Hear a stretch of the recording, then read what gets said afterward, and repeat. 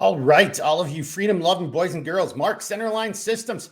Hey, this is almost going to be so short, it could be a short, but hey, if you use brown sugar in any of your cooking, or if you purchase it or whatever, you notice that sometimes brown sugar can harden up, pretty quickly. Just a quick little tip. If you've got a bag of brown sugar and it's hard, take a paper towel, get it wet, moist, damp, put it on top of it, put it in, get the brown sugar out, put it in a bowl, put the paper towel on top, put it in your microwave, and hit it on defrost. Or, and this is what I was just doing. This was what compelled me to make this video.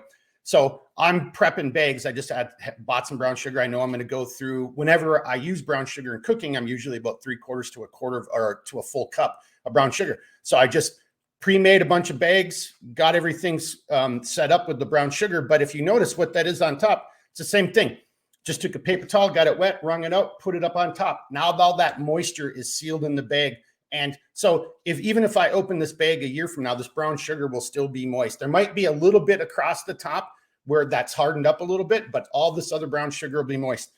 Brown Sugar, one of Rolling Stone's only good songs. Sorry, Rolling Stones, I'm not a big fan, but I did like brown sugar. Hey, that's it. That's a little tip. Just brown sugar is great to cook with. It does harden up. Well, there's plenty of ways to bring it back to life or prevent it from getting hard to begin with. That's all I got for everybody. So you know the deal. Reach out anytime. Questions, comments. I'll do the best I can to help you out. Until then, keep thinking, keep moving, never quit. All right, everybody, be good.